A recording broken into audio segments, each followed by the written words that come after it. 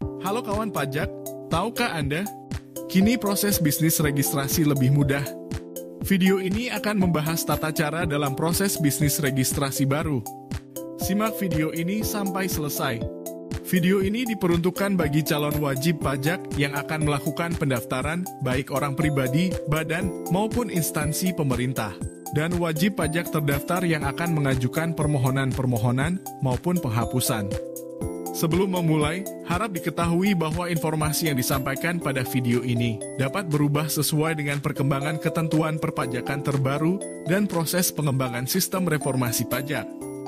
Seperti kita ketahui, pendaftaran merupakan bagian dari 4 kewajiban dasar wajib pajak, yaitu daftar, hitung, bayar, dan lapor. Video ini bertujuan untuk memberikan informasi terkait tata cara dalam proses bisnis registrasi baru yang lebih mudah, lengkap, akurat, dan mutakhir. Untuk memudahkan wajib pajak, Direktorat Jenderal Pajak telah menyediakan layanan administrasi perpajakan melalui kanal 3C, yaitu Klik, Call, and Counter. Klik artinya layanan administrasi perpajakan dapat diakses secara daring melalui laman pajak.go.id. Call artinya layanan administrasi perpajakan dapat diakses melalui telepon kering pajak 1.500-200. Counter artinya layanan administrasi perpajakan dapat dilakukan melalui pos atau loket di kantor pelayanan pajak atau kantor pelayanan penyuluhan dan konsultasi perpajakan. Namun layanan yang tersedia pada kanal-kanal tersebut masih terbatas. Direktorat Jenderal Pajak melakukan pembaruan sistem inti administrasi perpajakan atau biasa disebut Cortex.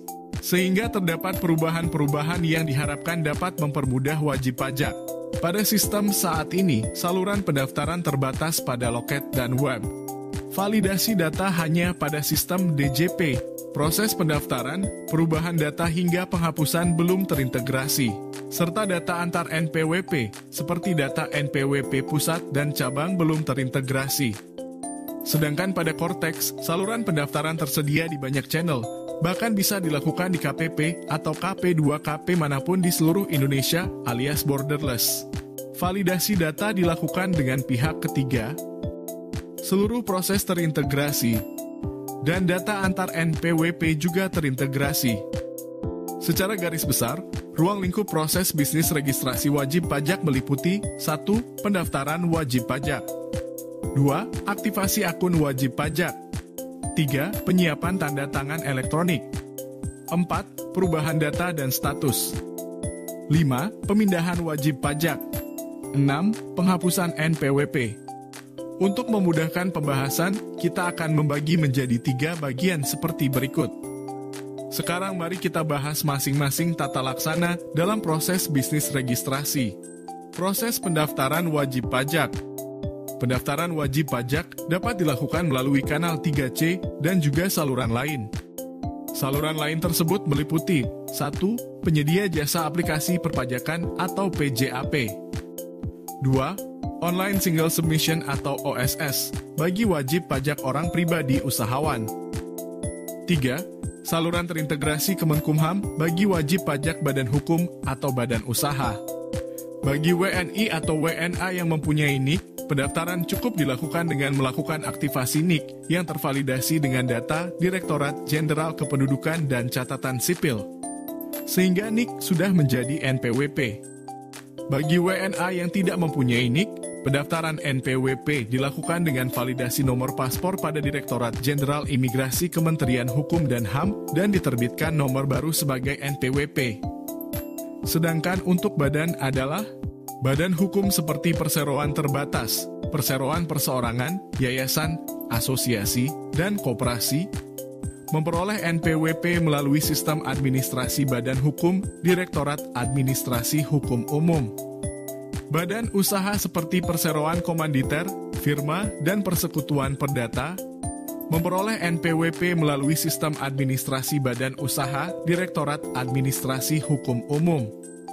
Apabila terjadi kendala atau bagi wajib pajak selain yang memperoleh NPWP dari SABH atau SABU, badan tersebut dapat melakukan pendaftaran melalui kanal 3C dengan validasi SK pengesahan.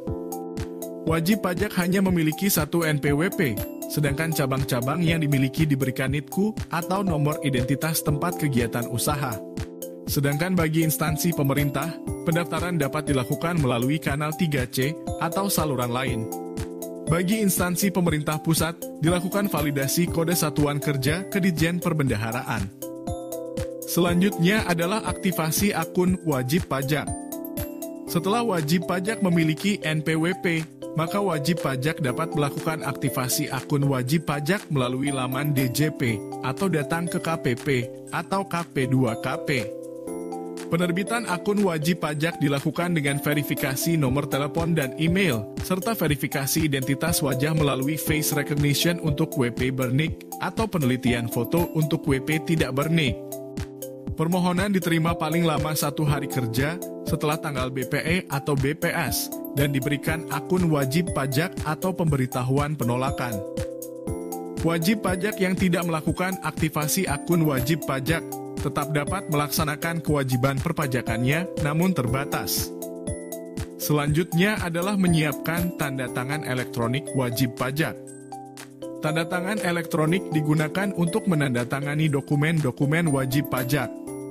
Jenis tanda tangan elektronik meliputi tanda tangan elektronik tidak tersertifikasi atau kode otorisasi DJP. Wajib pajak perlu membuat paspres atau kode pribadi untuk keamanan. Yang kedua adalah tanda tangan elektronik tersertifikasi atau sertifikat elektronik yang terintegrasi dengan laman penyelenggara Sertifikat Elektronik Indonesia atau PSRE. Sedangkan untuk mendapatkan sertifikat elektronik, wajib pajak perlu mengajukan permohonan penerbitan sertifikat elektronik ke laman DJP atau datang ke KPP atau KP2KP. Sertifikat elektronik akan secara otomatis diterbitkan jika sudah memenuhi ketentuan penerbitan sertifikat elektronik di PSRE. Ingat, sertifikat elektronik perlu diperbaharui secara berkala. Selanjutnya adalah perubahan data dan status wajib pajak. Perubahan data dan status wajib pajak bertujuan untuk meningkatkan kelengkapan, keakuratan, dan pemutakhiran data wajib pajak. Perubahan data dan status dapat diajukan melalui kanal 3C. Perubahan data wajib pajak meliputi perubahan data identitas dan profil wajib pajak dan perubahan data objek PBB. Sedangkan perubahan status wajib pajak meliputi perubahan status aktif inaktif wajib pajak, perubahan status pemungutan PPN PMSE dalam negeri, perubahan status pemungutan bea meterai, perubahan status dapat ditunjuk sebagai kuasa, perubahan status pemotong atau pemungut PPh-PPN, dan perubahan status lembaga keuangan pelapor atau non-pelapor. Beberapa perubahan dapat diproses langsung secara otomatis oleh sistem dan beberapa lainnya masih membutuhkan penelitian kantor. Selanjutnya adalah pemindahan wajib pajak. Pemindahan wajib pajak dilakukan dalam hal terdapat perubahan wilayah administrasi wajib pajak. Pemindahan wajib pajak dapat diajukan melalui kanal 3C. DJP menerbitkan surat pindah atau surat penolakan pemindahan wajib pajak dalam 5 hari kerja sejak tanggal BPE atau BPS. Dan yang terakhir adalah penghapusan NPWP. Penghapusan NPWP dilakukan dalam hal wajib pajak sudah tidak lagi memenuhi persyaratan subjektif dan atau objektif sesuai dengan ketentuan Undang-Undang Perpajakan. Penghapusan NPWP dapat diajukan melalui kanal 3C. Jangka waktu penyelesaian penghapusan NPWP adalah 6 bulan untuk wajib pajak orang pribadi dan 12 bulan untuk wajib pajak badan sejak tanggal BPE atau BPS. Dengan menerbitkan surat penghapusan NPWP atau surat penolakan penghapusan NPWP. Catatan, jika hasil pemeriksaan diterima, tetapi wajib pajak masih mempunyai tunggakan, maka diterbitkan surat penolakan penghapusan NPWP dan wajib pajak diberikan waktu 30 hari untuk melunasi tunggakannya. Jika tunggakan dilunasi, maka secara otomatis diterbitkan surat penghapusan NPWP. Jika tidak dilunasi, maka NPWP tetap aktif. Demikian video pembahasan proses bisnis registrasi wajib pajak dalam sistem inti administrasi perpajakan. Jika Anda memerlukan bantuan lebih lanjut, kunjungi www.pajak.go.id atau telepon ke Kring Pajak 1500 200. Subscribe channel YouTube Ditjen Pajak RI untuk memperoleh informasi perpajakan terkini. Pajak kuat, APBN sehat.